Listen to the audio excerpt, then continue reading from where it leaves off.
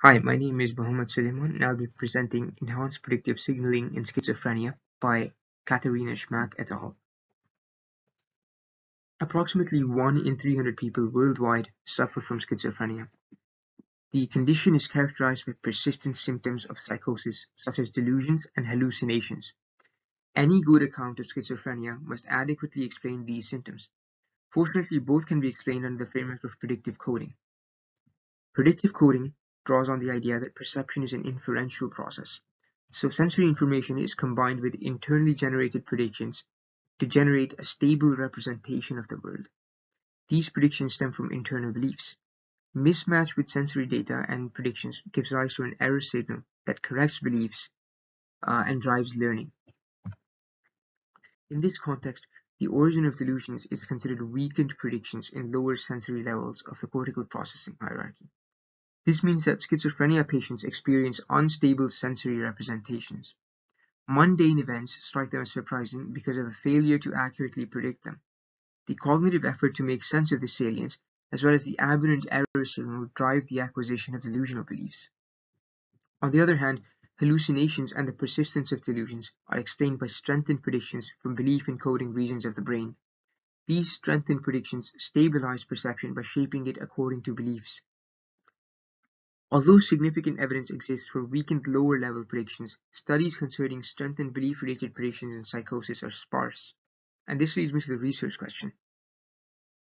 The experiment seeks to test that schizophrenia is associated with enhanced predictive signaling from the orbitofrontal cortex, which encodes beliefs, to the visual cortex.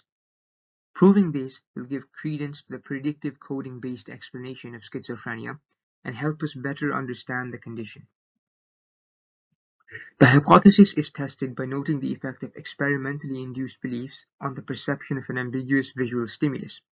21 schizophrenia patients and 27 healthy controls were shown animations of rotating spheres as they lay in an fMRI scanner. The direction of rotation changed spontaneously, and the participants were asked to report these transitions by key presses. The keys corresponded to leftward rotation, rightward rotation, and uncertain. The experiment consisted of baseline, learning, and test runs. To induce beliefs, participants were given transparent glasses during learning and told that the lenses had special filters. The spheres in learning had an 80% dominant direction of rotation. However, the participants were told that the direction was ambiguous in reality and any bias was due to the glasses. This induced a belief regarding the effect of the glasses. In test runs, participants retained their glasses, but the direction of rotation was unbiased.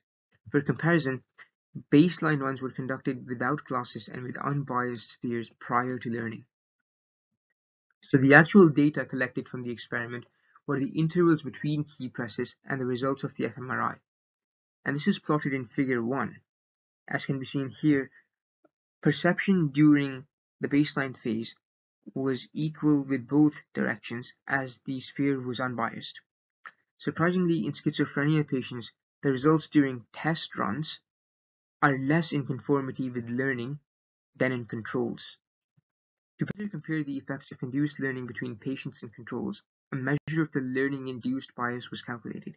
And this is a measure of the similarity of learning in test runs. So higher values mean a stronger effect of induced bias, and the maximum value of 1 means that perception during testing was exactly identical to learning. As seen in figure 2, schizophrenia patients have a lower learning-induced bias than controls. Plotting the self-reported severity of symptoms with the learning-induced bias also shows a positive correlation between the two. Lastly, the results of the fMRI show a significantly higher connectivity between the orbitofrontal cortex and the visual cortex in schizophrenia patients. So what does this mean? fMRI results seem to support the hypothesis that schizophrenia is associated with higher connectivity between the orbitofrontal cortex and the visual cortex. But this is not parallel at the behavioral level. Belief in the glasses affected perception in schizophrenia patients less than healthy controls. Schmack et al. Speculate that patients did not properly acquire the induced belief. They hypothesized that due to a continuous mismatch between sensory predictions and sensory data, patients become reluctant to acquire new beliefs and predictions as their illness progresses. This is supported by a negative correlation between age and induced learning bias in patients, but not in controls. However, patients do acquire beliefs to some degree. The positive correlation between severity of symptoms and belief-induced bias supports this. Once beliefs are acquired, higher connectivity between the orbitofrontal cortex and the visual cortex suggests that perception is heavily shaped into conformity with beliefs. Possibly, this is to compensate for the decreased learning of predictions. In brief, the results imply that schizophrenia patients are less likely to acquire new beliefs. This could be due to the continuous mismatch between predictions and sensory data. Perhaps to compensate for this and unstable representations of the world, belief-related signaling is enhanced. This stabilizes perception by heavily conforming it with beliefs. It's important to acknowledge other explanations of the results as well. The lower than expected learning-induced bias in patients could be because antipsychotic medication reduced their ability to acquire beliefs. This is in line with the causal role of dopamine in learning and the prevalence of dopamine antagonistic medication. Patients also tended to have a lower attention span and could have had difficulty in learning beliefs. Similarly, increased connectivity between the orbitofrontal cortex and the visual cortex could be caused by inefficient neural coupling in schizophrenia. The results of the fMRI would then indicate weakened rather than strengthened belief-related predictions, and this would be in line with the lower learning-induced bias in patients as well.